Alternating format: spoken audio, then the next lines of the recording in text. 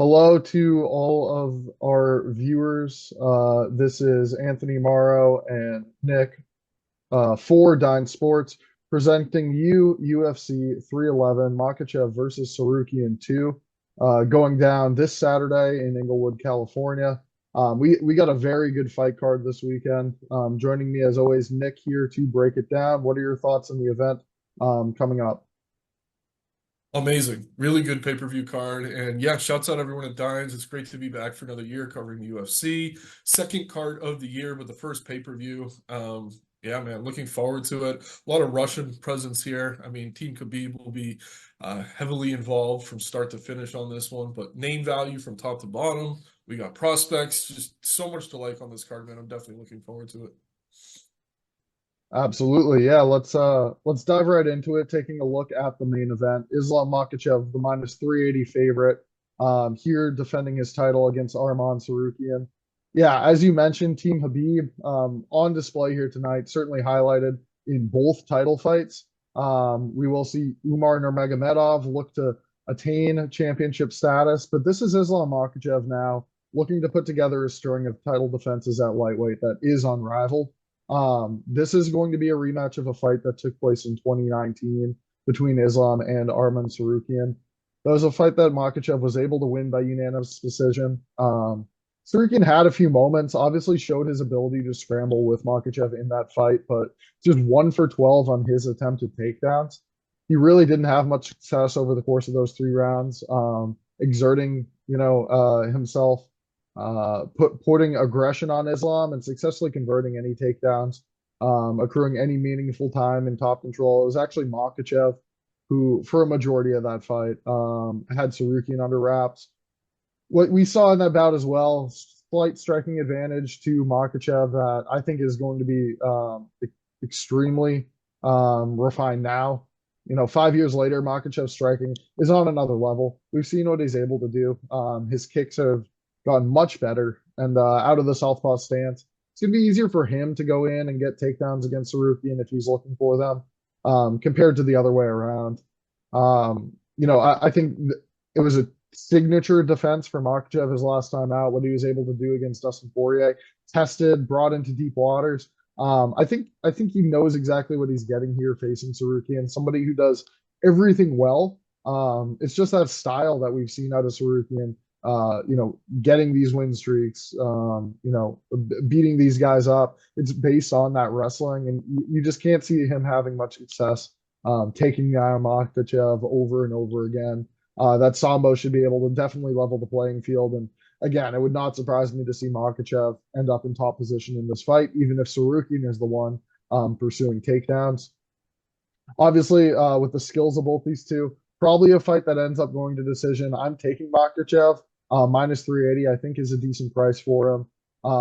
But curious your thoughts too. Obviously, your thoughts on the fight, but Makhachev inside the distance, a price you could get better than 2 to 1 on, despite him winning by finish in 7 of his last 8 bouts.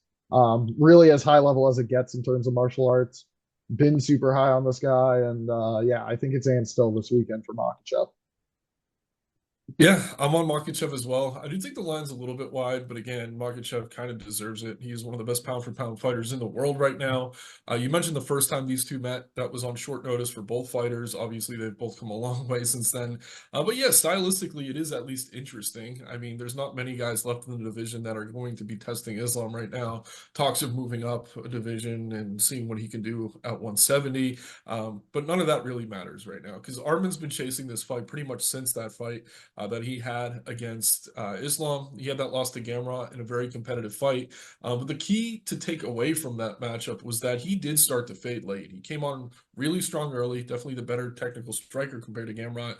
But we saw him kind of fading into the fifth round. And as successful as Arman's been lately, I mean, he took Beneil out really quickly. That Charles fight was very competitive, but that was only 3 rounds. So here, thinking that Islam's going to be the better fighter in terms of cardio. I think the wrestling will be competitive. I think Arman can hang on the feet early. He does have power. He can be dangerous, but yeah, I do rate Islam as the better striker, especially defensively. 61% striking defense, taking on a higher level of competition. 90% takedown defense. Not that many people are trying to take Islam down compared to Arman 75. I mean, the reason that's not 100 does go back to that first time these two fought. But yeah, I mean, Arman does have a puncher's chance. Long time ago, we did see Islam KO'd. Arman probably does have a power advantage, but at the same time, I don't really think that's the clearest path for either of these guys. I think we're going to see a competitive fight in which, I don't know, Islam's probably up 2-1 going into the fourth. And even if he's down 2-1, I think he's probably going to be a pretty good shot to win the fourth and fifth round off of his cardio, off of his volume. He does have Khabib in his corner here, which obviously is a benefit. They are very much keyed in on this matchup. They have known Arman was going to be someone challenging for the title for years. So yeah, they know what they're getting into here. And yeah, Islam's southpaw stance going to be kind of tough for Arman to close distance on him. He's been super aggressive recently in the Oliveira fight early, and especially in that Dariush win. But I don't really think he can execute a similar game plan here necessarily. And yeah, I mean, Arman's great, man. Like, I don't want to undersell him at all.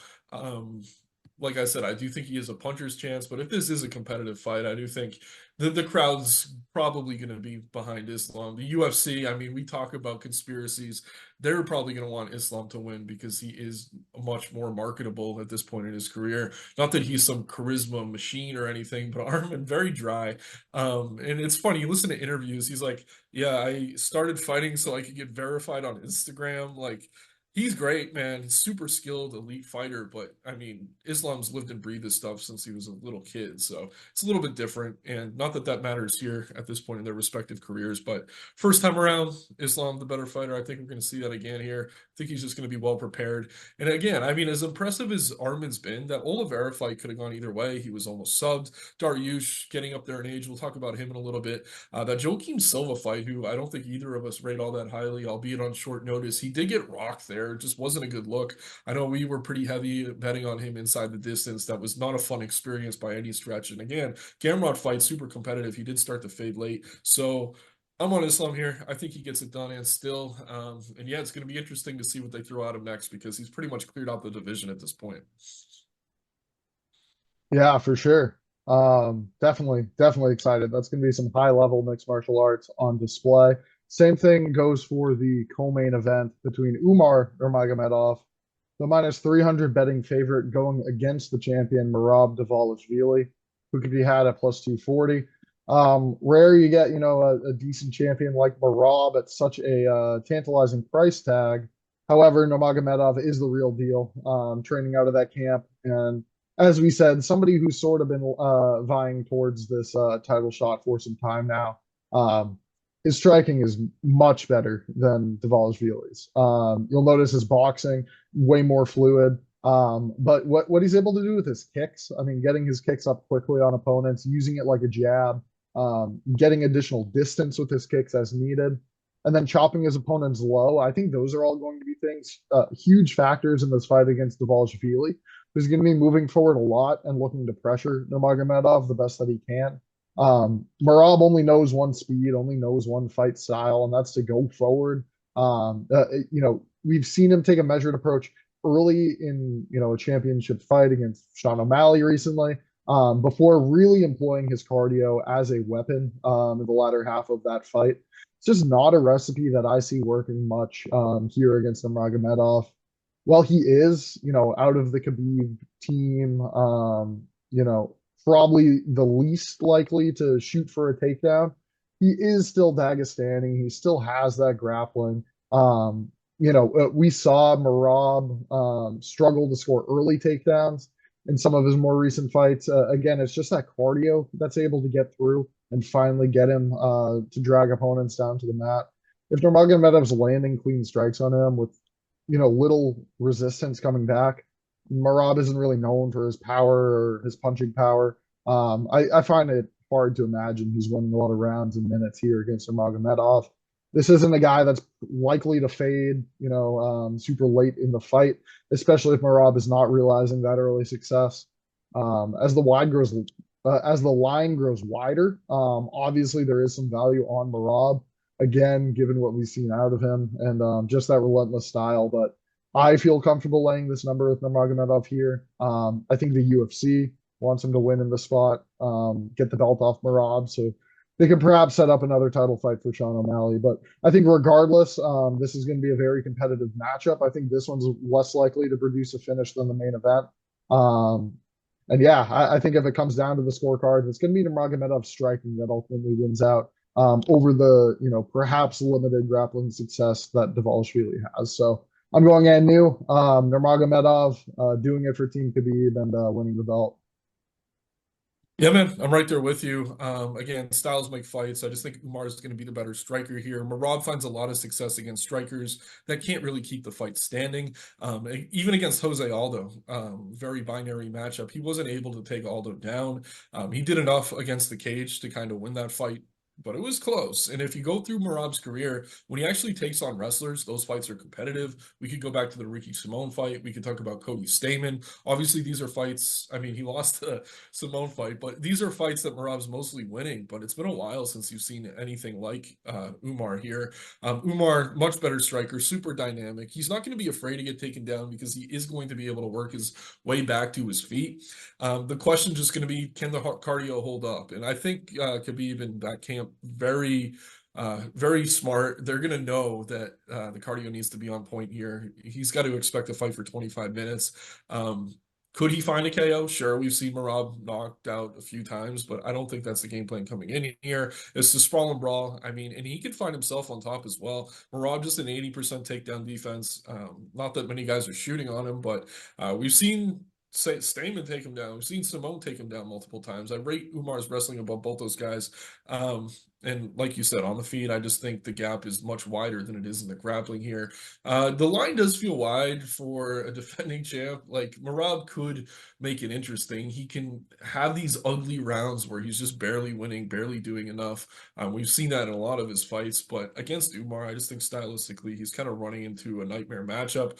You heard Merab kind of fighting initially with the UFC when this fight was first made, same as his teammate Aljamain Sterling when he was kind of set up to take on O'Malley. They don't love these two for several reasons, but really they're kind of rushing him into the spot here. Umar has Ramadan coming up, whatever you want to call it, but yeah, it feels like the UFC is trying to get him this win in this spot. I'm on Umar. I do think the price is a little bit disrespectful. Like, I understand the line in the Islam fight a bit more, as talented as Arman is. But yeah, Merab is a tough puzzle to solve, but I do think Khabib's camp is going to have enough of a game plan set up to get it done here. I think on the feet, the gap is just tremendous. So I'm on and new as well. I think we see Umar Nurmagomedov with the belt around his waist after this one. So yeah, looking at the fight between Jiri Prochazka and Jamahal Hill, the featured bout. Jamahal Hill, the minus 125, slight betting favorite here. What are your thoughts on this matchup? Yeah, you know me. I'm the biggest Jiri fan there is. I love this guy dating back to when he was in Ryzen. I really think he's amazing. And it's funny, like, he has all this samurai stuff and people think it's a gimmick. He lives that life. I will say, though, I'm undecided in this one. I think stylistically this is a tough matchup for him. Hill is a very good technical striker, and Hill's weakness is kind of the leg kicks. That's not really something that Jiri leans on necessarily. So my heart is very firmly on Jiri here, but my head tells me this is probably a fight that Jamahal Hill gets it done. We've seen both these guys KO'd. Against Alex Ferreira. Obviously, he's a brutal matchup for anyone. I don't really think we can expect Jiri to mix in the grappling here. And I think Jamahal Hill is going to come in confident because of what he did against Glover Teixeira. Just not to play MMA math, but the Jiri fight was one of the most competitive ever. On the scorecards, he was well behind when he found that late submission win. Hill really picked him apart, completely dominated him on the feet. So yeah, it's interesting. Jiri, not a great defensive striker, absorbs more than he throws. So at this level, that's obviously not something you want to see. In interviews, he has mentioned that he's been practicing keeping his hands up, but that's not necessarily something easy to learn, especially when you're a fighter who kind of just fights in a flow state like he does. So it's volatile. These are two guys with KO power. They're both capable of being finished. I very much want Jiri to win, but just kind of thinking through it, I do think Jamahal Hill is the much better technical striker, especially defensively, elite on the counter, and Jiri's going to present those opportunities to him constantly. So yeah, I don't know. I'm not 100% decided. I would love to find a reason to flip to Jiri, but I don't know. Using logic, I do think this is a good spot for Hill, and I really hate to say it because Jiri is probably my favorite fighter in that division. Well, rest assured, I'll be going with Prochazka in this matchup. Getting slight plus money here. Again, a near pick'em fight, all for very good reason. These are two elite strikers at light heavyweight, obviously capable of putting the others lights out. Just the way it's setting up, I kind of am expecting a spectacular finish one way or the other. And as you said, Yuri, it's not like any of his fights are that clean or pretty. I mean, he's always charging in, getting clipped, but finding a way a lot of the time. Obviously, the fear I have when facing a guy like Jamahal Hill is going to be those straight shots down the middle. He's just so clean, technically sound, Hill, that as Yuri's coming in with these looping attacks and variety of looks, Hill's going to be firing straight shots down the middle with power, and with Prochazka eating a lot of damage lately. That's definitely not something you like, but I do think he is a step quicker than Hill. Certainly more dynamic with his footwork, what he's able to do from the outside. This fight may come down to how much Hill or how much space Hill allows Yuri, or if he is just going to march forward, try and crowd him for a duration of this fight so that Prochazka cannot bounce around and find varied angles. I trust him to do so. Again, I'm worried with his chin, getting dropped bad by Ferreira in their last meeting. But Prochazka is still one of the best in this division in my eyes. I think Hill returning from injury here, not real reason I see him as the slight betting favorite. And again, in a super volatile matchup, could go either way. But I'll side with Yuri. I think his skills just a step higher. And yeah, if he's not getting clipped early from Jamahal Hill, I think he should be able to do enough to win. Hope you're All right. right, we will now look at this matchup at lightweight between Renato Moicano and Beneil Dariush. Moicano, the minus 175 betting favorite against Dariush, who could be had plus 145. This line tightening up a bit. Some money coming in on Dariush over the course of the week, I think for good reason. I'm certainly high on Moicano. I've been impressed on what we've seen, this current winning streak. However, a lot of those victories have come due to the success Moicano has found grounding his opponents, utilizing his jiu-jitsu advantage against theirs. And that's not necessarily going to be the case facing a guy as high level as Beneil Dariush. The last performance against Benoit Saint Denis certainly makes Moicano more capable in this matchup than I perhaps would have perceived, 6 or 7 months ago. Dariush capable, stuffing takedowns, getting to top position, winning scrambles. Despite a lot of these guys he's facing are a step quicker or a little younger at this point. But yeah, he has a knack for getting in top position or at least threatening with a submission to, sweep a lot of these guys. Moicano's jiu-jitsu, while it's good, and while it's good against guys like Jalen Turner and Brad Riddell, I just don't think it's gonna, be to the same level in this particular matchup. All that being said, too, Dariush, capable striker. I think Moicano's striking has come a long way, but you don't love what you've seen still. A knockdown very early in that Turner fight. Obviously, there's some holes in his game too, so I'm not going to lay the minus 175 with Moicano. But I do think he is going to win this fight. I think he's going to find a way. His aggression, I think, is going to be a huge key. Just early getting on Dariush. He's been shot out of a cannon in these recent fights, and I think he knows fighting with that style is going to be his best chance of winning. So I would expect more of the same here. I'm probably only going to bet him if I could get a better number though than 175 that we currently see. Yeah, this one's tough, man. I think skill for skill, Dariush is the better fighter, better technical striker, elite jiu-jitsu, on the level of a Moicano, really good wrestler. But these guys are the same age, but it just feels like Dariush is 10 years older. I mean, coming off 2 knockouts, he looks a little bit slower in there. His reaction time isn't as good as it used to be. And on the other hand, we have Moicano fighting as well as he ever has. I don't know. It's a really tough fight to call. Going to plug the article Saturday for the final pick, as we always do. Right now, I am leaning the Moicano side. I just think momentum's on his side, but stylistically, this is a very difficult matchup. I don't think he can just get a ton of top time on Dariush here. I don't think he's going to be able to submit him. I think he's probably going to have to find the KO on the feet against a guy who is technically a better striker. It's just, I don't know if I could trust the chin of Dariush right now. And I don't know that Dariush has the ability to take Moicano down and submit him either. So I'm torn. Right now, I do think Moicano probably puts out enough volume to eventually find that finish within 3 rounds.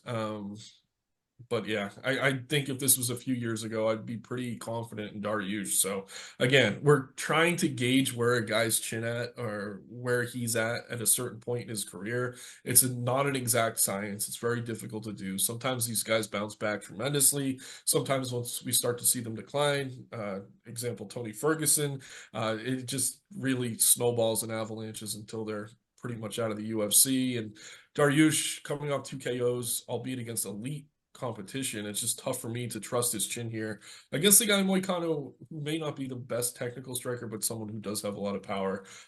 So right now I'm on Moicano. Do want to spend some more time with this one though, see how weigh-ins go, see how Dariush looks, hear him in interviews. If he's talking about retirement a lot, usually that's a red flag. But right now I am on the Moicano side, but a very low confidence play, and one I do think I could see myself flipping if Dariush is checking all the boxes for me the rest of fight week.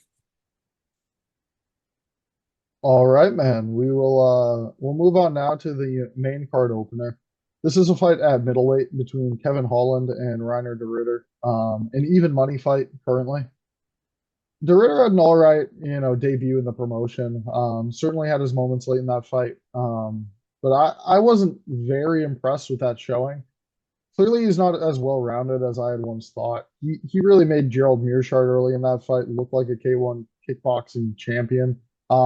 He was getting pieced up pretty badly on the feet, and that's not going to be a game plan that he could replicate here. Just weathering that storm and coming alive late against Kevin Holland. Kevin Holland is not a 40-year-old Gerald Meerschaert. This is a guy who, at least at this stage of his career, is very durable. Able to explode into his attacks, able to keep distance with opponents and crash in at a moment's notice. Obviously, it's just the grappling that's going to be the kryptonite for a guy like Kevin Holland, somebody who's able to take him down, stay on top, control position, and burn minutes off of the clock. De Ridder, while a very skilled grappler, he has not proven to me, at least, that he's able to do that at middleweight. The only losses in his professional career came against Anatoly Malkin 2 times. A bigger man, a stronger man, somebody who he was not able to utilize that game plan against, and somebody who could really return shots and hurt De Ridder on the feet. I think that's the same case here with Holland. I think very early we're going to see Holland find striking success in this fight, and that's going to cause De Ridder's whole game plan to sort of crumble. Even if he is able to, land a shot or two on Holland, I'm not necessarily concerned with him finding a quick submission or, getting to advantageous position against Holland, who has at least shown a capability to explode out of those positions early in fights. Obviously, I wouldn't be surprised if De Ridder does end up blanketing him, but my money's on Holland. I think he's a much better striker, and I think he's going to get the job done this weekend. I mean, I agree with you in that Holland's the much better striker. It's really night and day.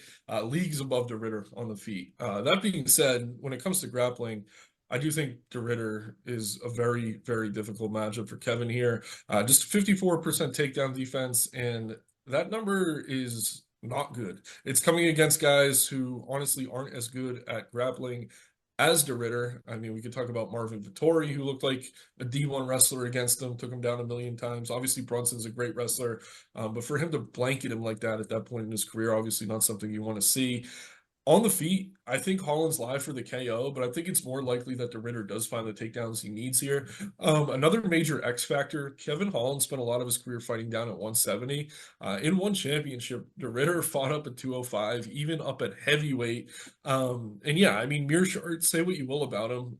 He's a really good grappler. He knows how to get out of tough positions. He can reverse, he can sweep, etc. Holland has jiu-jitsu, but he really doesn't have the wrestling, I think, to keep the Ritter off him if he is taken down. So I'm on the Ritter here. It's not a confident play. I do think Holland could probably catch him, knock him out on the feet. But if he doesn't, I think it's going to be a long 15 minutes in which maybe he gives up. We've seen Holland frustrated at times, just kind of not happy and then just lets the fight go away from him. I mean, he's talking about how DeRitter's a quitter. I don't necessarily see that, especially off the Mearshart fight. Not the best performance at all by DeRitter, but I think stylistically a more difficult matchup for him. So we're going to have to wait and see here. But such a binary fight. Like one of us is going to sound really smart. One's going to look really stupid. I'm going to take the grappler against the guy who has found really no success against any grapplers ever. And that's De Ritter. So I'm on De Ritter here. Again, not the most confident play. I just think stylistically, this is not a matchup that Holland tends to do well in. All right, maybe on the same page for this one, the featured prelim. Payton Talbott minus 1,300, the betting favorite here to close the prelims against Raoni Barcelos, who could be had at 7-1. Barcelos, a credentialed bantamweight, a guy that is honestly being disrespected at this price tag, able to turn back Christian Quinones in his last fight. But Payton Talbott is another level prospect. I think this is a guy who's certainly being set up for success in the UFC. A nice slow build. Facing guy with Barcelos having a bit of a name, but certainly a bit long in the tooth as well. 37 years old at this stage, at bantamweight especially. It's going to be obviously a young man's division, and with Talbot, and we've seen thus far his ability striking. Um, he should have no problem here doing what he does, landing strikes from distance and putting it on Raoni Barcelos. Barcelos, somebody who has rather high volume boxing, comfortable in the pocket, able to roll some punches and return of his own, but not nearly as fluid when it comes to Talbot's striking ability to switch stances. Talbot also benefiting from a 3.5 reach advantage in this fight. If he's going to have the size advantage, the reach, the speed, everything, obviously he's going to be a big favorite against a guy like Raoni Barcelos. Even in the grappling, I think Talbot's certainly developing that part of his game. And Barcelos, although Brazilian, not really known for his elite jiu-jitsu over the course of his career. If there's any spot he's going to threaten Talbot, it's going to be there. But I think certainly we see the prospect get through this matchup. How are you going to play him? Minus 1,300, not really something I'm going to be laying much on, but yeah, maybe looking at a knockout prop or something, trying to get some money on this kid on his way up. But I think he'll get by Barcelos step quicker. Yeah, we could just look at the Kyler Phillips matchup for Barcelos and kind of see how this one's going to go here. I mean, he really struggled with the footwork of Phillips, and I actually rate Talbot's footwork even better. Just two guys to kind of hone in on and catch when you're in the cage. And this is in front of a crowd. This is the big cage. They're not at the apex. It's going to be difficult for him to close distance. And yeah, Talbot, like you said, I mean, one of these prospects that the UFC definitely is getting their marketing machine behind. Very similar kind of career track to what we saw when they were building up O'Malley. This is like the Thomas Almeida of O'Malley's run, I think. Barcelos in his prime was excellent, as Almeida was, but he's certainly far past that prime now. He can turn back the clock against certain up-and-comers. Christian Quinones never someone I rated at all. But like I said, I just go back to that Phillips fight. I expect we see similar here. The question, like you said, is just can he find the finish or not? We did see Umar kind of flash KO Barcelos. That was the one time he's really been knocked out that way. So I'm not confident that he gets it done inside the distance. I think the UFC wants to see that here. But if Talbot stays on his bike, and I think he's going to outvolume Barcelos to the point that maybe we see a TKO, just like the ref, like, we got to end this here, maybe a cut, something like that. I do think Talbot absolutely styles on him in the spot. I did just want to say, I mean, Barcelos does have amazing jiu-jitsu. He's really highly credentialed, black belt. I don't know how many stripes are on it or whatever, but just super, super great on the ground. It's just he never really tries to lean on that part of his game. And like I said, the footwork of Talbot should keep him safe from that here. I don't really think he's going to be able to close the distance to get close to a takedown. So I'm on Talbot. Hate the price. Just a matter of whether we want to go inside the distance or not. I don't know. Right now, I almost lean the decision, but yeah, it's just with Barcelos getting up there in age, it's not something I could say with any sort of confidence. Probably better value on the inside. Maybe just bet round three, something like that. Try to get some really good value. Talbot does take some time to kind of download data, as people say. Barcelos is known to be mostly durable, so probably best shots are just maybe betting round two or three for Talbot, something like that, unless you want to just take the decision. But I do think he gets past this test and then probably, hopefully, gets a ranked opponent next. Yeah, for sure. Excited to see what comes next for him if he can get by Barcelos here. All right, we'll look now at a matchup at heavyweight between Jailton Almeida and Serghei Spivac. Almeida steaming now to minus 525, the betting favorite against Spivac, who could be had at plus 360. What are your thoughts on this matchup? Yeah, this is another weird one stylistically. Almost similar to Merab. Spivac has found most of his success. He's not on Merab's level. Like, let me just say that before I finish this sentence. But he's found most of his success against strikers who really can't grapple at all. Um, Pretty decent in terms of his athletic ability, but Almeida is just going to be so much faster here.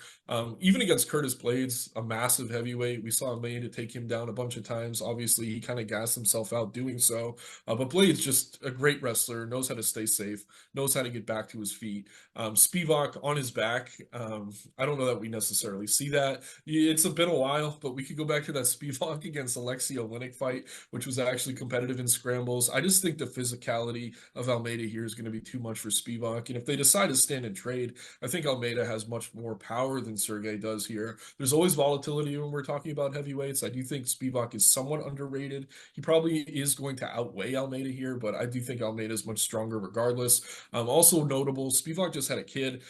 Very happy for him and his family, but that seems to be the main focus right now.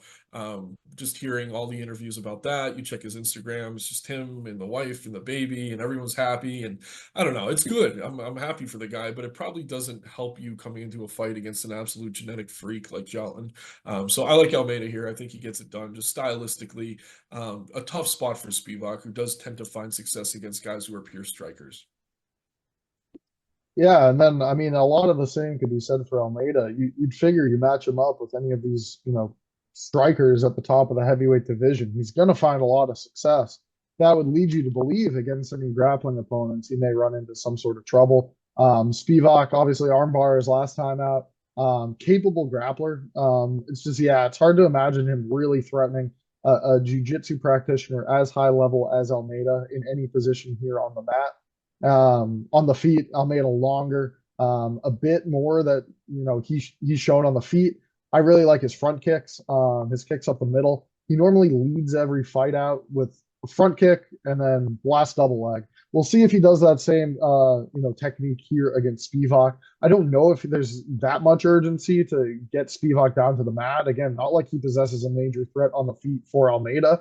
But I would think that these two end up there. And I would think the majority of the time, as you said, even if ceding a couple of pounds, Almeida a bit more technically strong when it comes to his grappling. As these two hit the mat, he'll likely be the one on top, getting mount or able to rain down some blows on Spivac. We've seen in fights too for Almeida just sitting on top position, holding it against a very skilled grappler who could look for reversals and submission attempts of his own. I think that would be a good game plan. Burn some clock and tire out Spivac. But it's also worth saying that these odds are getting way too wide for heavyweight MMA, especially at this level. Spivac plus 360. I'm not going to be laying much on Jailton Almeida here. More of a fun fight to watch, seeing these two clash in the middle. Maybe we'll get a knockout. Maybe we'll get a submission from either fighter. I do think Almeida ultimately ends up getting the win here, though. Nice. All right, down to light heavyweight. Bogdan Guskov will face Billy Elekana here. Billy stepping in on short notice for the injured Johnny Walker in this fight. Southpaw, he's Samoan, he's training in Las Vegas. I think it's going to be a pretty good matchup. He's a similar size to Guskov, both a bit small for the 205-pound weight division. I like what I've seen in the few fights I've watched from Elekana. It's not that it's anything special. Decent boxing. A powerful left hand when he's able to step in and land that, but he's pretty good late in fights, whereas Guskov's most dangerous in round one. I think this is a bit binary, whereas we see a round three, if we see this, dragged into deep waters, I think Elekana on short notice, training all the time in Vegas, should have the gas tank to go, should have the advantage in Guskov if he's able to hear the end of round one. I'm just not very convinced that's going to happen. Guskov a negative striking differential, but huge power. He gets right into the pocket. He's not afraid to trade. Again, well, Elekana could weather that early storm. I think the power of Guskov is ultimately going to win out. He kind of got that rude awakening, taking a short notice UFC debut against Volkan Oezdemir, got absolutely smashed. He's probably looking to do the same thing here against the newcomer in Elekana. And yeah, I think at this price, well, again, I'm not super confident playing Guskov. I'm probably going to bet him round one, maybe under 1.5 or something like that. I think he's going to find an early knockout here against the fighter on short notice.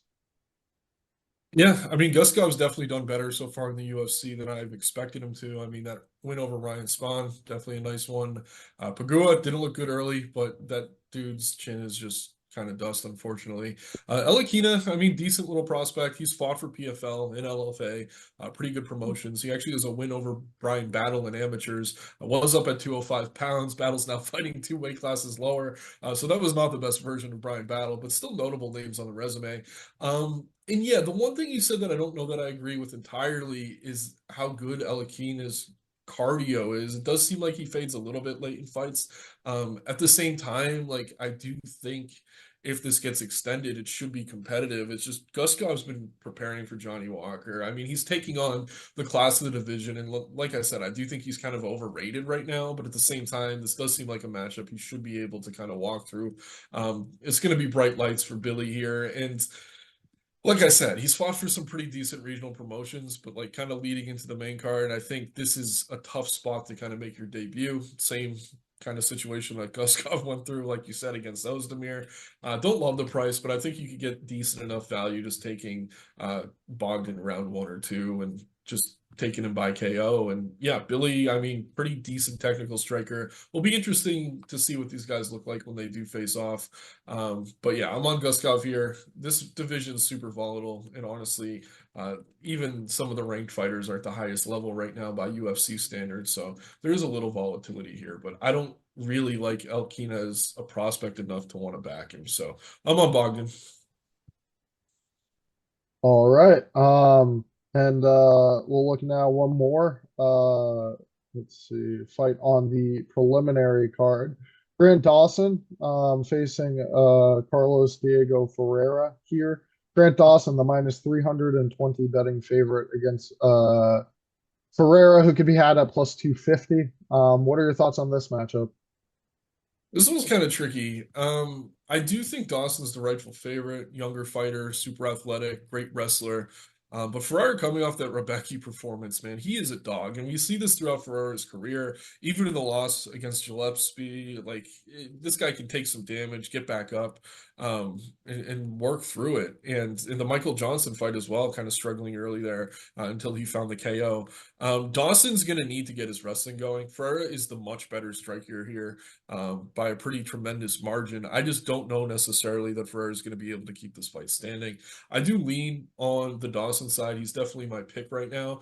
But as far as like minus 250 favorites or better on this card go, probably my least confident pick. Like, I don't really think you should be parlaying Dawson at this price. I think it's a little bit scary, especially coming off that Rebecca performance for Ferreira, who does kind of start slow, but that kind of plays to his advantages. Dawson does have good cardio. I don't expect him to fade in a 3-round fight or anything like that. But if the takedowns get more difficult and this fight does get extended, it's not like Dawson's some tremendous finisher on the mat. It could be tough for him in the second or third round if he is forced into striking exchanges. So I actually think Ferreira is one of the more live underdogs on this card. I don't necessarily see myself flipping the pick because the path is very clear for Dawson here, but it's not a confident play by any stretch. And yeah, I think on the feet, Ferreira is going to be the much better striker. I just think Dawson knows better than to kind of play that game. He made that mistake already against Bobby Green. I don't think he's going to make it again anytime soon. So I'm on Dawson here, but again, on the feet, you're going to be holding your breath if you're backing him.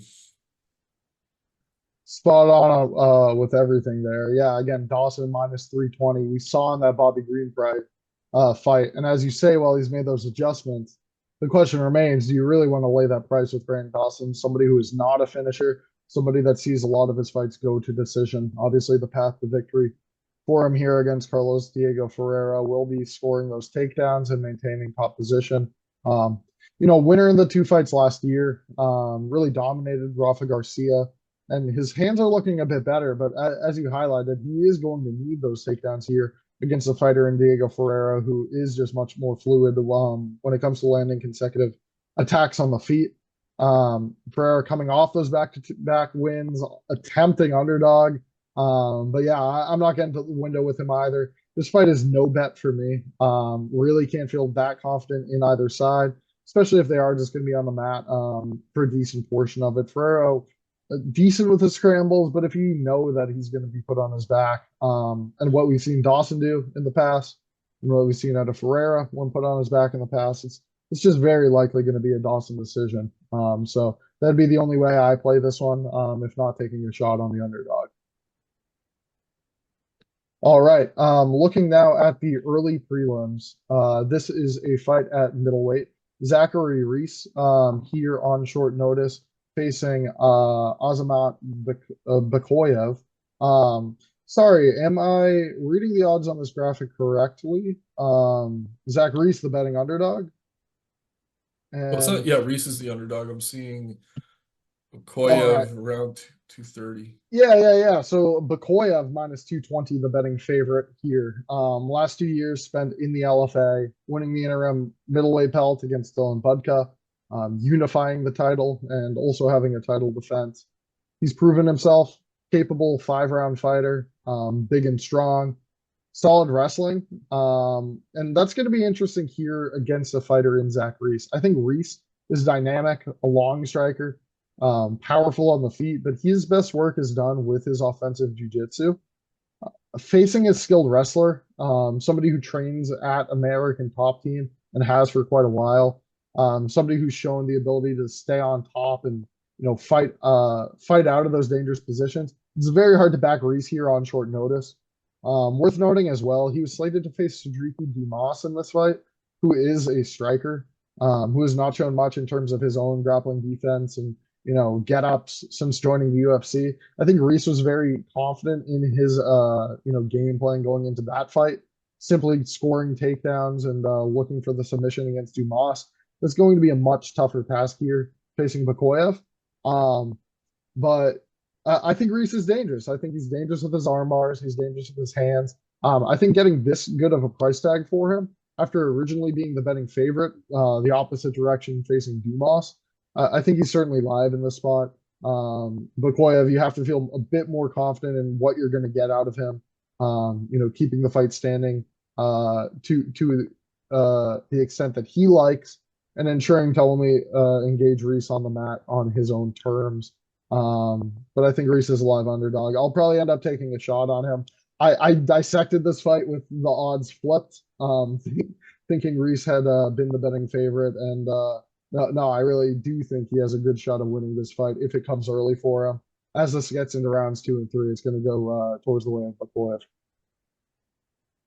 Yeah, I like Pokoyev here. I don't like the price. I was kind of hoping that people would continue to overrate Reese as they have pretty much for his entire UFC career. But you look at what this guy's done since he's come into the UFC. He lost to Cody Brundage via slam. I beat Marquez, who's been cut. He beat Medina, who might be the worst guy in the entire division. I just haven't been impressed by anything he's done. And he's usually priced like some massive favorite for no good reason. But yeah, the market kind of nailed this one, in my opinion. I think it's lined pretty much where it should be. Bakoyev, really good in LFA, pretty much a generalist. He can strike enough. Definitely primarily a wrestler, but it's not like he needs to wrestle to win fights. The win over Butka is aging pretty well. I actually think Butka is probably a better fighter than Reese. Not to play too much MMA math here, but like you mentioned, fighting out of American Top Team seems post USADA. Almost all those Russian guys that are fighting out a top team are on some sort of steroid, which is always a good thing to back if you are betting on a fighter. But yeah, I just have never been impressed by Reese. The one thing kind of holding me back here, like you said, is the price. Like I'm a little bit surprised. I was kind of hoping that this line would be close to even or Reese would even be favored, like you said. So I do think Bakoyev gets it done. I think he can wrestle, keep Reese on his back, which is going to neutralize that height. I think on the feet, it's going to be competitive enough. Reese, I don't know. He showed that he had cardio the last time out, but I do think Bakoyev, who's been in 5 round fights before, is going to have the advantage there if this is kind of a grueling wrestling pace early. So I'm on Makhachev, but again, first fight in the UFC, definitely some volatility to that. He's the one taking the short notice fight. Reese certainly had a full camp here, but yeah, don't love the price, but I am on Makhachev. All right. Next up, we will look at this women's bantamweight matchup between Carol Hosa and Eileen Perez. Hosa minus 260, the betting favorite against Perez, who can now be had at plus 210. If you're going to give me better than 2-1 on Perez in this spot, I'm going to have to take her. It is a tough stylistic matchup, certainly. Rosa is bigger and stronger than a lot of these girls we've seen Perez completely slice through on the mat. But I don't think she should be the sizable favorite given her, I mean, the recent performances have been good. The most recent against Candy Kanzad, not one I really rate that high. She got her striking going against, a woman who retired thereafter. I get that Rosa is probably going to be the right side for a lot of people here. And I can't discredit anything she's done, but Perez on the rise right now, very hot, able to take down opponents and keep them down. Good at wrapping the legs, good at securing that top position. And again, while Rosa has proven very capable in a lot of her fights when it comes to the grappling, it's not like we're seeing opponents attempt takedowns on her all that much. One of her losses where she was taken down multiple times came against a great wrestler in Sarah McMahon. It's not that just anyone can get her to the mat, but I think Perez does have the size to do so. I think she has really good entries. Her striking's come a long way too. I think Hosa's going to piece her up on the feet if these two are going to stand and bang. But Perez should employ good pressure here, look to cut off the cage and drag Hosa to the mat. I like her chances of winning, likely by decision. So yeah, give me that plus 210 on her. I think it's going to the scorecards, and I'm certainly happy to have that value side if she is able to score a couple takedowns and maybe win a few rounds. Yeah, I don't think I could disagree more. I think Perez is a complete fraud. I don't think I'm impressed by anything she does, and yeah, she's had success again against a bunch of strikers. Rosa is a striker primarily, but she's been in these grappling tournaments lately. She has a near 70% takedown defense against mostly ranked competition. The only fights we've seen her lose are to Aldana, who challenged for a title, Dumont, who's absolutely massive, and Sarah McMahon, who is an Olympic level wrestler. On the feet, this is a massive, massive gap. Rosa has amazing leg kicks, which I think she's going to get going early here. She has the better cardio. She's shown that she can work her way back to her feet if she is taken down.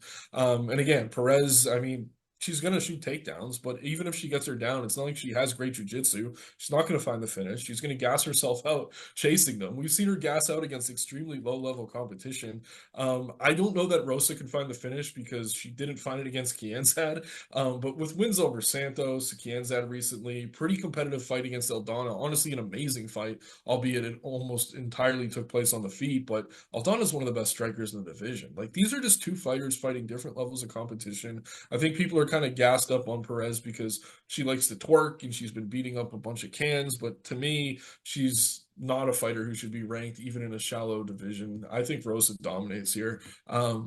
Yeah, I'll probably take her on like the spread, like the -3.5, if that's offered. Like I said, I'm not confident in her I'll ability to offer it. I'll finish. offer it. Don't worry. Okay, yeah, we'll go heavy against each other on this. We'll figure it out. I just don't think Perez is the real deal. I don't like her takedown entries. She just kind of gets them off of volume, and persistence. Against someone like Rosa, Rosa's gonna make her pay. Rosa trains with the likes of Jessica Andrade. I'm pretty sure she's either married or dating Denise Gomez. Like, and this is her life. This is all she does. I mean, we see Perez filming skits and all this crap. Like, it's just two different levels, in my opinion. I think Rosa dominates. All right, I look forward to seeing that one for sure. That's our main event Um, right there. that Rosa is the Perez. main event of the evening. All right, before that one, more bantamweights. Rina Nakamura here facing Muin Gafarov. Nakamura minus 575, the betting favorite here against Gafarov. This line steamed up in his favor. It was a bit of a buy low early in the week for Nakamura, who has been a bit underwhelming in his past couple of performances, but still dominant. Dominant against Carlos Vera, although that's an opponent you would certainly expect Nakamura to go out and really put on a show facing. He's a skilled and powerful southpaw with more to do and work, or more to do in terms of his striking development, but a very capable grappler, skilled with his submissions, uh, potent jujitsu. Gafarov is somebody who's aggressive, but not really inclined to grapple in a lot of his fights. Obviously, Tajikistan, he's a capable grappler. We know he's going to be able to fight out of these positions. We'll probably get some six scrambles in the matchup between these two. But yeah, I think ultimately Nakamura's elite wrestling and the jiu-jitsu will get the win here facing Gafarov. Again, not somebody you could really bet inside the distance, given his kind of timid style the previous few fights. But I think he is ultimately going to get it done. Rely on that wrestling to really ground Gafarov anytime he needs to, and take this fight one way or another. Yeah, I'm with you, man. I think Reinier the side here. The price does feel a little bit wide. Gafarov isn't terrible, but I think he has him covered everywhere. Going to be the much better striker, the better grappler. I mean, Gafarov's tough. Like, that's the most I can say for him. Usually when you're describing a fighter as just tough, that's not necessarily a good thing. I think Reinier gets it done here, probably by decision. I'd probably bet him by decision. I know both of us, I know me especially, has lost a lot of money betting Reinier inside the distance against these low-level opponents. Fernie Garcia, Carlos Vera, two guys I think he should have been able to finish relatively easily. But yeah, I don't know that we see that from Gafarov here. Who, like I said, he's tough. I think he can extend this fight. So I'll probably back Nakamura by decision just to get a slightly better price. But this is another prospect the UFC is looking to build. Just really well-rounded fighter. Still only just 29 years old. Good everywhere. But yeah, the price on the money line a little bit wide. But like I said, I think you could get great value just taking him by decision. All right. Next up, another fight now at bantamweight. Bernardo Sopaj, minus 310, the betting favorite here, facing Ricky Turcios. This fight scheduled a couple months ago, rebooked here for the start of January. What are your thoughts on this matchup? Yeah, I like Sopaj here. I mean, we haven't seen Sopaj in the cage and since that like KO against Loke Dog. Vinicius Oliveira, which was definitely in the running for one of the knockouts of the year. But he dominated early in that fight. He's going to be the much better wrestler here, and I think that's the difference. He just needs to manage his cardio, something he didn't do against Oliveira. But Oliveira, proven to be a very tough fighter, now has wins over Ricky Simone, etc. Yeah, Ricky Turcios, he's a fun fighter at times. At other times, he's super tentative. A guy who kind of strikes at the air. He's decent everywhere, but not great anywhere. Doesn't have a ton of dangerous power. He's going to be bigger here by a decent margin, but I don't think that's enough to really level this. I think Sopaj gets it done. Nice bounce back spot for him against a guy who doesn't have a ton of power. Shouldn't be worried about a flash KO or anything like that. When we look at the wins for Turcios, obviously the high stand one is aging well, but Brady's a kid who's still growing. I mean, one of the younger prospects. Kevin Natividad no longer with the promotion. And yeah, I haven't really been impressed by him at all. I think Sopaj, leaning on the wrestling, gets it done here, probably via decision. Wouldn't be surprised if he found a finish either. I just think he's going to learn a lot from that performance against Oliveira, in which he was super competitive against one of the rising prospects at 135. I did score that fight for high stand against Turcios. I thought he should have had that one. Fair But yeah, enough. Turcios submitted in his last fight against Raul Rosas Jr. It's evident that persistent takedowns are going to be a big weakness for Turcios. I think Sopaj, a very capable grappler.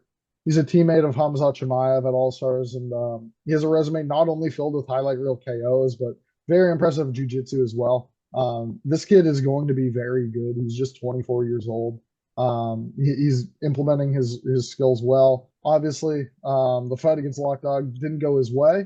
But yeah, this one against Tercios, I think he can certainly find his footing, get those takedowns, and if able to consistently ground Tercios, it should be an easy night at the office for him.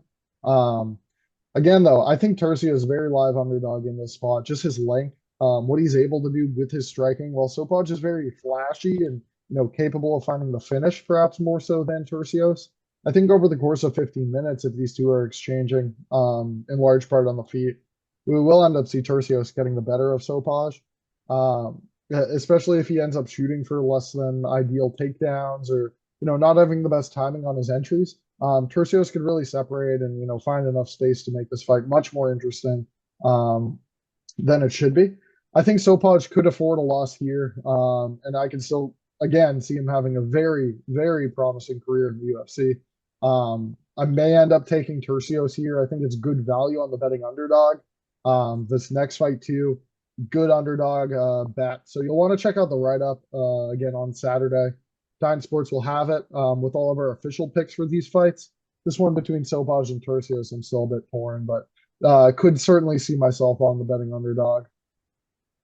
And now we'll look at this flyweight matchup to open the card between Tagir Ulanbekov and Clayton Carpenter. I kind of just alluded to it, but Carpenter, I think, is a very live underdog in this spot. This is an undefeated fighter that we're getting at plus 250 odds here. He's a former Golden Glove and Golden Glove champion in both boxing and Muay Thai. Very skilled, 28 years old. Well-rounded, good low kicks. We've seen that certainly on display. He's really a student of the game, growing up training MMA and not just like one or two of these martial arts.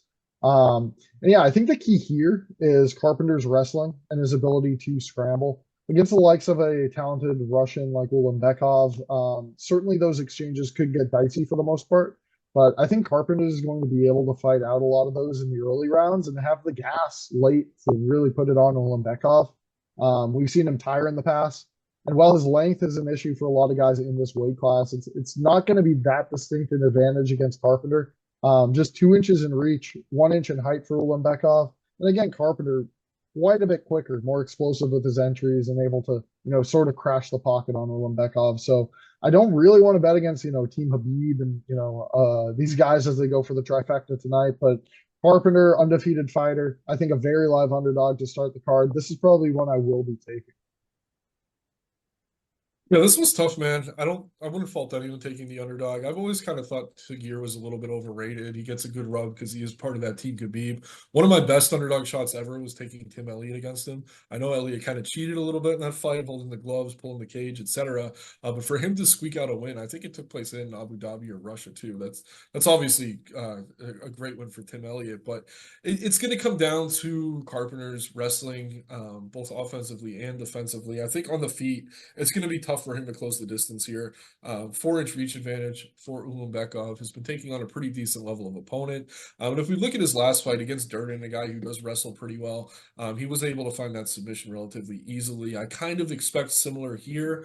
Like you said, though, Carpenter has been impressive. I mean, he's definitely a prospect to keep an eye on. It just feels like this might be a little bit too much too soon. And you have to like Ulanbekov, obviously being a part of that Khabib camp with 2 guys fighting for titles on this card. Definitely in the room with the best of the best. And Umar, same division. I mean, actually Umar's up at 135, but spending most of his camp with just elite level of partners in the gym. Carpenter out of MMA Lab, he has a pretty good run there himself. But like I said, I just think it's a little bit too much too soon. The reason Elliott had so much success in that fight is because he's super awkward. Carpenter, as good as he is, he's pretty traditional in everything he does. So I think they're going to have a good read on him here. I'm going to take Tagir, but I would not fault anyone for playing Carpenter at this number. He's definitely one of the more interesting prospects right now at flyweight. Awesome, Nick, as always. Really appreciate you breaking down the fights. I'm looking forward to another great year here live in the UFC. Enjoy the matchups this weekend, everyone. UFC 311, Makhachev versus Tsarukyan 2 from Inglewood, California. Our write-up will be live Saturday morning on Dine Sports with our official picks for each of these fights. Thanks again for all watching, and enjoy them this weekend. Take care, everyone.